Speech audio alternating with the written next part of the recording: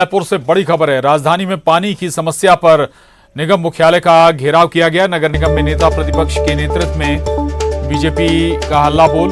पानी संकट से प्रभावित लोग भी प्रदर्शन में शामिल हैं। अमृत मिशन योजना में नाकामी का आरोप लगा रही है बीजेपी। तो ये बड़ी खबर है राजधानी रायपुर से। राजधानी में पानी की समस्या बनी हुई है और इसी परेशानी को लेकर निगम मुख्यालय का घेराव बीजेपी की ओर से किया गया है।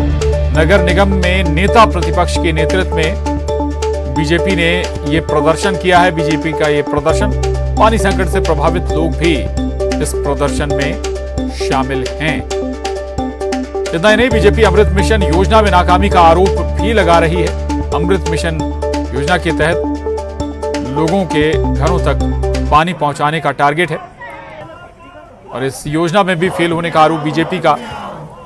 दरअसल गर्मी में पानी की समस्या अमूमन बढ़ जाती है और अभी भी रायपुर वासियों के लिए पानी की किल्लत हो रही है। न्यूज़ 18 संवाददाता तनु वर्मा हमारे साथ जुड़ गए हैं। तनु, क्या कह रहा है निगम इस परेशानी को लेकर, समस्या को लेकर, या फिर बीजेपी ने ये चुनावी मसला बनाने की कोशिश भी की है? तनु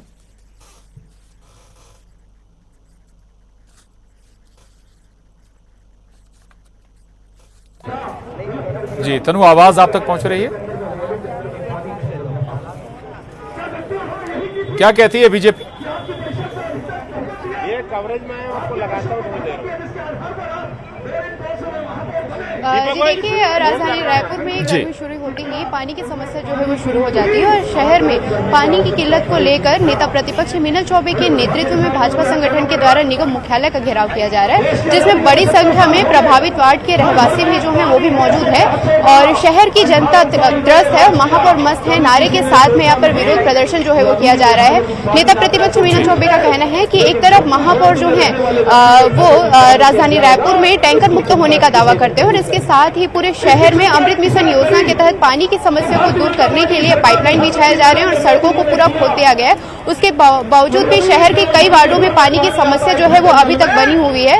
वहीं कई वार्डों में अमृत मिशन योजना के तहत पाइपलाइन बिछाने का कार्य जो है वो पूरा हो गया है। वहीं कई वार्डों में पाइपलाइन बिछा भी नहीं है और जहां बिछा है वहां भी पानी जो है सही तरीके से नहीं पहुंच रहा है और जिससे राजधानी रायपुर के जितने भी रहवासी हैं वो जो है वो काफी परेशान है और इसी को लेकर भारतीय जनता पार्टी संगठन के द्वारा ये विरोध प्रदर्शन जो है किया जा रहा है और महापौर द्वारा किए गए जितने भी दावे हैं अमृत मिशन योजना को लेकर या फिर राजधानी रायपुर को बिल्कुल, यानी कि बड़ा सियासी मसला बनाने की कोशिश भी है। तनु, यहाँ पर बीजेपी के जरिए हालांकि जो परेशान है पानी की किल्लत से वो भी इस आयोजन में शामिल हैं। शुक्रिया आपका तनु पूरी जानकारी के लिए। आगे बढ़ेंगे, बेमेतरा से बड़ी खबर है। मंदिर में मूर्तियों को खंडित करने वाला गिरफ्तार हुआ है। कई मूर्तियों को तोड़कर तालाब में इसने फेंक दिया था। आरोपी को चंद घंटे में ही पुलिस ने गिरफ्तार कर लिया। शांति बनाए रखने के लिए इलाके में पुलिस की तैनाती है। बेमेतरा एसपी ने लोगों से शांति बनाए रखने की अपील की है। बेमेतरा के चितापार का मामला है ये खबर बेमेतरा से, जहां मंदिर में मूर्तियों को खंडित करने के मामले में आरोपी को गिरफ्तार कर लिया गया है। आरोप है कि कई मूर्तियों को तोड़कर शख्स ने तालाब में फेंक दिया था। आज प्रातः थाना बेमेतरा अंतर्गत छीतापुर गांव में, जो लगभग 5 से 6 किलोमीटर स्थित है, वहां पे कुछ मूर्तियों को खंडित किए जाने की सूचना पुलिस प्रशासन को प्राप्त हुई थी। इमीडिएटली वहां पे एडिशनल एसपी के नेतृत्व में पूरी टीम को मोबिलाइज किया गया। हम स्वयं भी घटनास्थल का जाके जायज़ा लिए और इसमें ये पाया गया कि किसी व्यक्ति के द्वारा वहाँ पे कुछ मूर्तियों को जो है खंडित करने के मंशा से उसको मंदिर से बाहर, प्रांगण से बाहर लाके रखा गया था और सभी मूर्तियों का पंचनामा तैयार करते हुए उनको पुनः विस्थापन की प्रक्रिया की जा रही है और इसमें जो मुख्य आरोपी सोनू यादव, जिसके द्वारा यह घटना को कारित किया गया था, उसकी गिरफ्तारी की गई है और धारा 295A और 427 आईपीसी के तहत में मामला पंजीबद्ध किया गया है और कानून स्थिति पूर्णतः सामान्य है।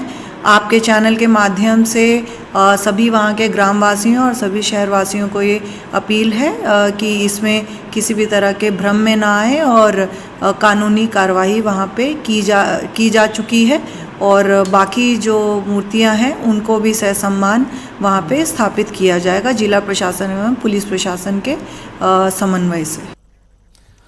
और युगल तिवारी न्यूज 18 संवाददाता जानकारी के साथ हमारे साथ जुड़े हैं। युगल, क्या वजह थी, क्यों शख्स ने मूर्तियों को तोड़ दिया था, क्यों तालाब में फेंक दिया था? माहौल खराब करने की कोशिश थी या कोई और कारण भी? ये बिल्कुल जिस तरह से सोनू यादव की जो कृत्य है बिल्कुल धार्मिक भावनाओं को भड़काने के ही समान है और उसे भड़काने का प्रयास भी कहा जा सकता है। और अभी फिलहाल पुलिस पूरे मामले की जांच है वो कर रही है। फिलहाल सोनू यादव है उसे अरेस्ट कर लिया है। धारा 295A और 427 IPC के धाराओं के तहत उन्हें गिरफ्तार किया गया है प्रशांत। और पुलिस ने इसमें अपील की है कि किसी तरह के किसी की बातों पर बहकावे पे ना आए। साथ ही साथ मूर्ति को पुनर्स्थापित करने की बात पुलिस और प्रशासन ने की है। तो ये कहा जा सकता है कि आरोपियों की गिरफ्तारी जो है वो हो चुकी है। फिलहाल पूरे मामले की जांच है पुलिस कर रही है। जी बिल्कुल जांच चल रही है और मामले में जल्द ही आगे का एक्शन भी होगा। शुक्रिया युगल जानकारी के लिए।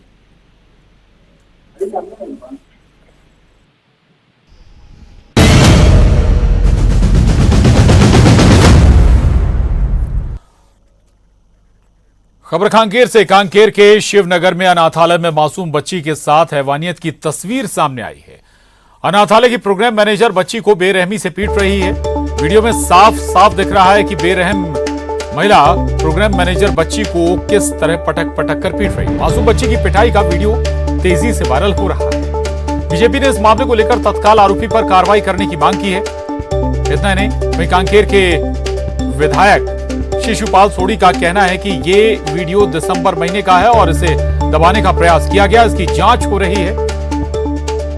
आपको बता दें, जो पिटाई करती हुई महिला नजर आ रही है वो उसे सस्पेंड किया जा चुका है। और इधर गृह मंत्री ताम्रध्वज साहू ने पूरे मामले को बेहद दुखद बताते हुए कलेक्टर से आरोपी के खिलाफ एक्शन के निर्देश दिए। लेकिन आपको ये बता दें कि इसे सस्पेंड किया जा चुका है। कलेक्टर प्रियंका शुक्ला ने आरोपी प्रोग्राम मैनेजर के खिलाफ FIR करने के आदेश भी दिए हैं।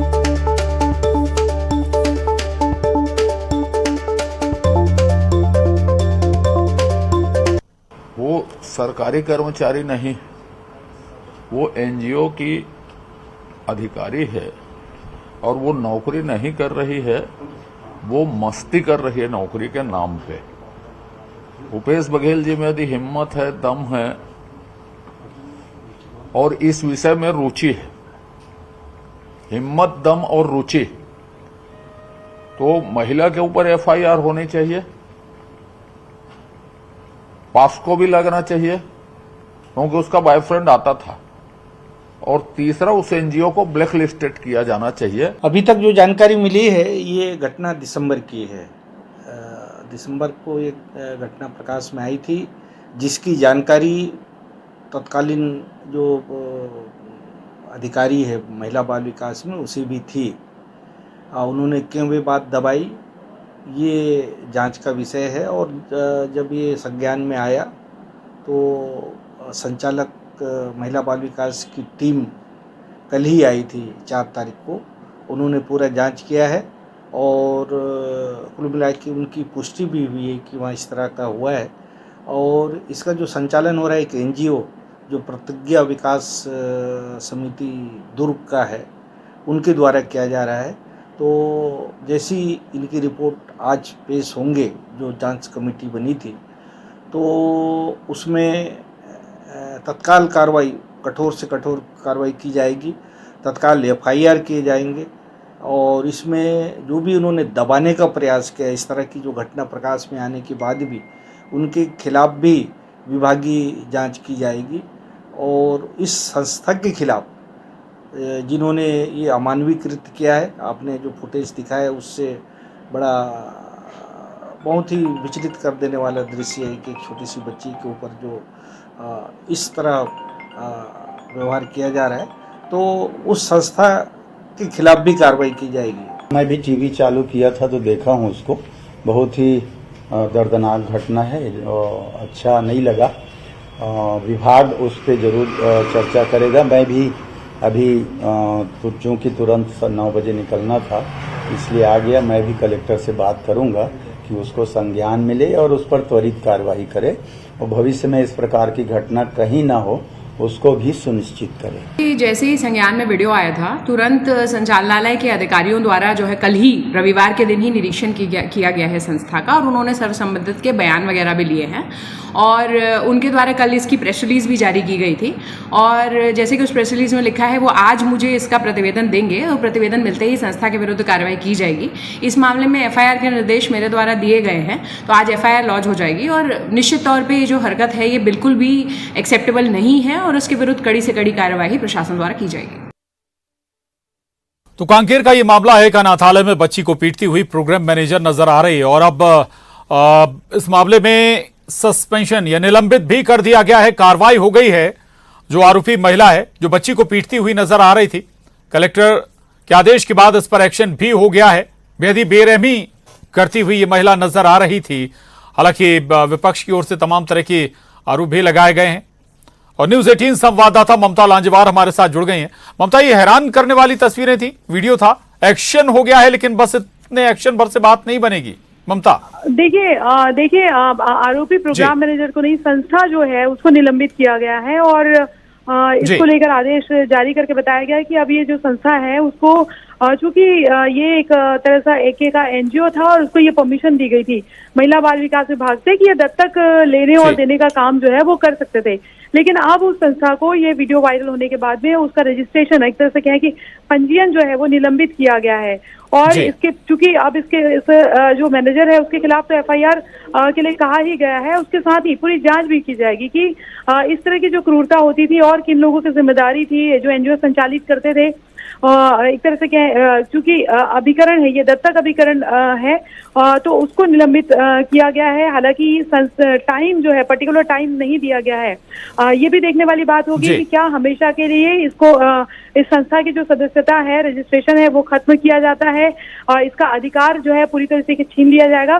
दूसरी तरफ अगर हम बात करें तो ये जो प्रोग्राम मैनेजर है वो जो कूटते हुए पीटते हुए दिखाई दे रही, क्रूरता करते हुए दिखाई दे रही है, उनको उसके ऊपर एफआईआर के लिए कहा गया लेकिन अभी तक एफआईआर दर्ज नहीं की गई है।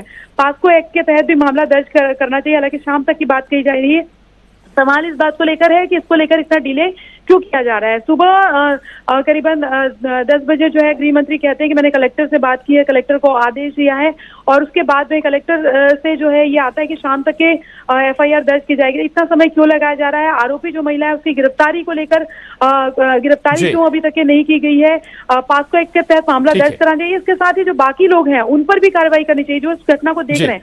आप देखेंगे जिस वक्त पिटाई हो रही है वहां से एक आया बाई भी गुजरते हुए दिखाई दे रही है, यानी कि वो इस तरह से देखते हैं कि ये मामला बहुत कॉमन हो चुका है, कॉमन सा उसको लगता है। तो जाहिर तौर पर इस पे भी जो है वो कार्रवाई होनी चाहिए। किसी ने कोई शिकायत इसके पहले क्यों नहीं दी? बिल्कुल बड़ी बात आप कह रहे हैं और केवल ये महिला नहीं बल्कि और पूरे एनजीओ में काम करने वालों के खिलाफ भी एक्शन होना चाहिए। लेकिन तुरंत कार्रवाई जरूर न्यूज 18 की खबर के बाद हो गई है। संस्था का पंजीयन निलंबित कर दिया गया है संस्था का और साथ ही हालांकि जैसा कि ममता बता भी रही थी कि अभी एफआईआर इस मामले में जरूर अभी तक नहीं हुई है, आदेश जरूर दे दिए गए। शुक्रिया ममता आपका इस पूरी जानकारी के लिए, धन्यवाद।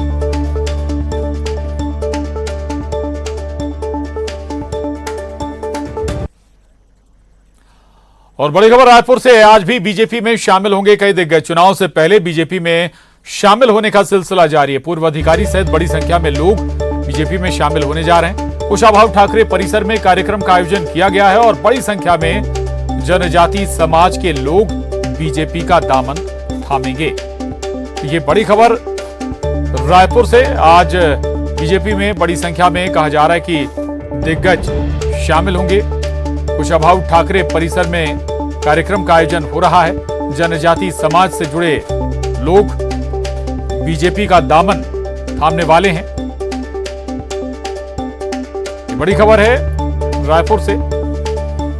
कुशाभाऊ ठाकरे भवन में कार्यक्रम आयोजित हो रहा है और इसी कार्यक्रम के दौरान जनजाति समुदाय से जुड़े कई दिग्गज बीजेपी का दामन थाम सकते हैं। पूर्व अधिकारी सहित बड़ी संख्या में लोग, कहा जा रहा है कि बीजेपी में शामिल होंगे, बीजेपी का दामन थामेंगे।